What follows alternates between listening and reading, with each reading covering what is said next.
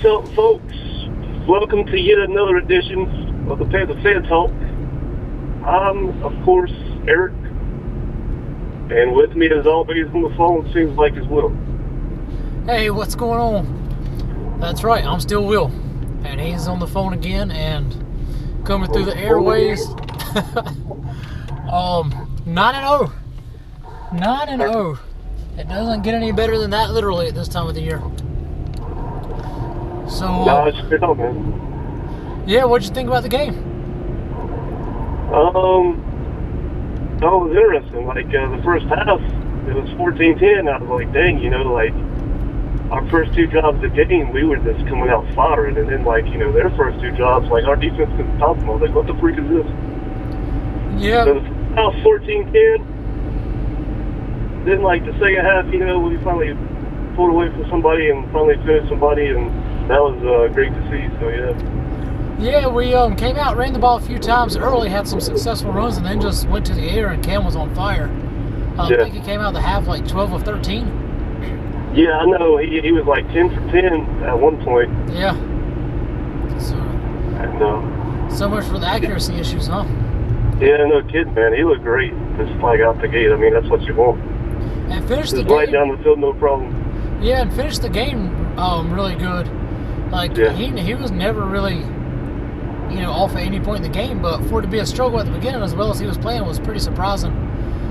I tweeted out right before, or actually at halftime, hopefully the defense was just flipping the script this week and decided they were going to do the lockdown thing in the second half instead of the first this time. Yeah, I guess they were previewing the first half. Yeah, but Mariota, he's going to be a force at some point in this league. He's already pretty good, and they seem well prepared. Like they seem to know what Carolina was bringing. Once they finally dialed up their blitz, it was really tough on the Panthers, and it took a long time to adjust to that.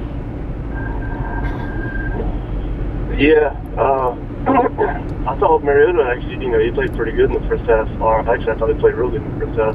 Had some big runs on us. Seemed like our running defense just couldn't stop anybody in the first half. But later on in the second half, I think we, finally got things together and figured out how to stop that run and force Mariota to throw. And we took control. So there was a big moment in that first half where I thought that we made a coaching mistake defensively, and Shaq Thompson makes the huge tackle. Yep. Breaks the dude in half, just destroys him, and they take him straight off the field, bringing up, brought up the 3rd and 13. And I understand that because obviously we went to the nickel right there, but it just seems like they took the hot hand off the field, so to speak. And as soon as it happened, I was like, oh, it'd be nice to keep him out there because obviously he's got a lot of momentum, a lot of energy at that point. He comes off, they complete the pass, they go down and score the touchdown. And between that and just the dude, freaking run the sneak on the goal line. I don't get it. It's 100%. I don't either, man. I don't know what's up with our goal line. Like, I don't know what's up with our goal line offense. It's almost the same thing every year. Seems like, we just keep trying to run somebody else up the middle when Cam's here, 6'5", this freaking powerful quarterback who's known for just plowing through, end zones. He's done it almost every week, so far. And he's feeding the monster, man. When Chud was here, if we got anywhere near the goal line, if we were at the 5, that just means, 3 or 4 straight sneaks for Cam if that's what it takes. Yeah. And he always got it. So, and there's no injury risk on a sneak. Now, the dive over the top, yeah, there is. But the sneak, they sneak freaking Peyton Manning at 304 years old. Yeah, I don't know, man. Like, you got to give Cam the ball there, but I don't know. I don't know what the deal is with our goal line offense is, but yeah, at the end of the day, 27 points on the board. Still one of the highest scoring teams in the league. Greg Olsen came out just killing it. I don't understand why we went away from that. But dude, he had an amazing first half and another one-handed catch. Amazing one-handed catch. And yeah, the first part of the game, they wasn't even freaking hardly looking for Greg Olsen, man. They was like, just let Greg Olsen do whatever. He's like, all right, I'll just freaking take these 10, 15 yards to catch. Yeah. Like, I mean, you know, Greg Olson's one of the best tight ends in the league. If you give him that, he's just going to torch every time like he did. Yeah, he's that was kind of baffling to me. I thought for sure he'd be doubled and force our wide receivers to do something. They came out in zone. We played zone the whole first half. I mean, we've been really good at man this year. I was surprised we didn't mix it up at all with it being the rookie quarterback.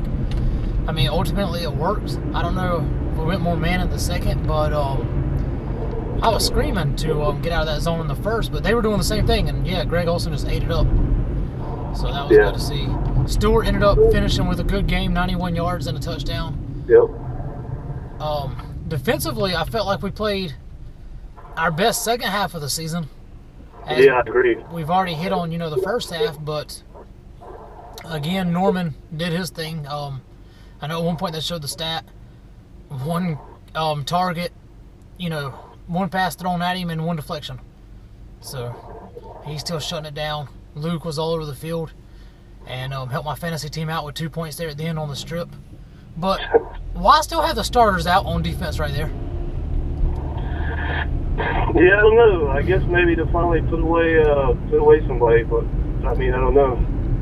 I mean, well, yeah, I mean, at that point the game's pretty much over. So 17 while they're not out there, that's a good question. But yeah, you know, that's how Rivera does it, man. He freaking just keeps the start up there, no matter what the score is. It seems like their guy got hurt, and I'm instantly like, dude, learn from this Rivera. Like, why watch them get hurt? Watch their guy get carted off, and then send your starters right back out there. A minute and a half to go in the game.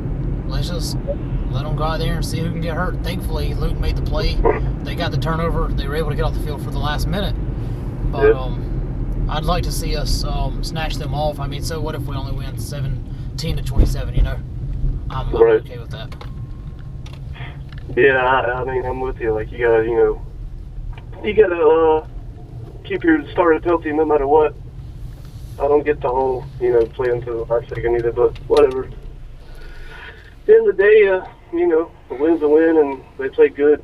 I was going to get to that rushing thing, man. I remember, the rushing yards. I remember the announcers at one point were like, Tennessee's doing a great job on the run, and they were. They had us 50 yards at that point. Then, later on in the third quarter and the fourth quarter, we started getting point again and ended up with, I think, 117 yards or more. Yeah.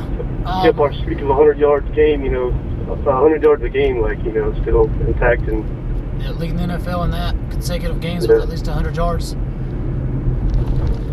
Should still be the #1 rushing team after this week. Yep. I was surprised we didn't go to more. Well, the read options we did run, I guess they were really just sitting on Cam. Yeah. So he didn't have a lot of running opportunities. Tolbert made some big plays for us again. Yeah. Obviously, we fit on the other guys. The receivers didn't do a whole lot, but they weren't asked to do a whole lot. They made the plays when they were there. Ted Ginn had to drop, but then, took the personal foul to get the first down. So, Ginn actually tried to run some punts back this time, which was, amazing. He had a turn call back that was huge, man. He'll have no freaking business trying to block that dude. That dude couldn't do anything to get anyway, but. Yeah, Webb put his hand on him, but he had his hand on the outside of the shoulder. I can see where it would be called a block in the back, but I can also see his argument that he got him from the side. But, that's going to get called 9 times out of 10. So. Yeah, and, us being Carolina, Weezy ended up on the bad side of that anyway. Yeah. But we didn't get the call against us on the slide, which was nice. Yeah, that's true, man. I thought for sure Coleman was going to get the flag. Yeah. I don't see how in the world we didn't get that thrown, but whatever. He had a great interception. But, yeah, he did. Amazing play. Also, just to get around the league a little bit, what matters to the Panthers, Green Bay lost. So, 3 games up. Yeah, they lost to the lowly Lions, man. Yeah. That's what happens when you lose. You freaking, usually a team don't lose 1 or 2. They end up losing 2, 3, sometimes 4 in a row. Yeah. So, I'm not, going to sit here and say that it's locked up home field advantage, but man, it's looking good for us, right? It's looking real good. I mean, 3-game lead at this point, with everybody still pretty much healthy. I mean, you got to feel pretty confident that we should have that, home field advantage locked up, and maybe the #1 seed, hopefully, especially if things keep going like they are. Yeah, that's what I'm saying. Home field throughout. That'd be nice. Everybody coming to Carolina for the playoffs. Well, hopefully everybody. Hopefully, not just the first team. But who do you got? You want to go ahead and hit the game balls? Well, on offense again, I think you got to go to good old Cam Newton. I think his stats were he was 21 to 26, throwing touchdown, a rushing touchdown, and his passing yards were 217, I think. Yeah, he was on fire the entire afternoon. We talked about that in our pregame show. Yeah. And, hit the nail on the head with that one. Or as the announcer said at one time,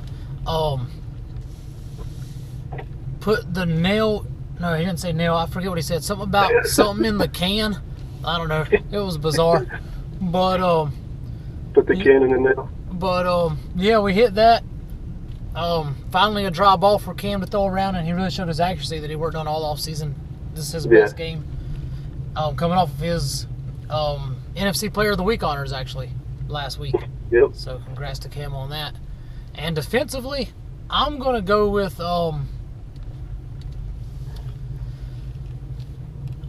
heard a lot of Lukes out there. Obviously, he had the forced fumble. Yep. Big play. And for me, I'm mostly giving it to him because, A, he's always everywhere. Like, we just pretty much take it for granted. I don't know if you saw, but Short actually got all the way up the field to make the recovery on that fumble, which was awesome. I think I did see that. But it's easy to take him for granted, man. He does so much. But, again, for me, it's just because how cool was it to hear the Panther fans screaming Luke the entire afternoon. Yeah. So. Yeah, that was awesome, man. Our fans are traveling well. Yeah, I guess I'm with you on defense, man. It's got to go to Luke. Made some big plays, like you said, made the game-ending fumble. I mean, they'd have to do a lot of work to catch back up with us at that point. But, I mean, that ended the game with the strip. And I think good old Otto Mitchell again should probably go to Kurt Coleman on defense and another Otto Mitchell on offense to Funches, man. Had like 3 or 4 great catches, didn't drop a pass. Yeah, agreed. Funkenstein's alive. Yeah, he's on his way. Like, he's got the freaking screws turning and, like, the electricity's going up. So. It's been good to see, man. Yeah, it's been real good. Well, I guess that's pretty much it for this time here at Panther Fan Talk. Check us out on Twitter, at Panther Fan Talk, at Eric the65 is the guy that you're hearing. And thanks, everybody, for watching. See you later this week, previewing the... Let's go with the Redskins, since that's who we're going to play. Let's talk about the Redskins for some reason. All right, that's it. Keep pounding. 9-0, baby.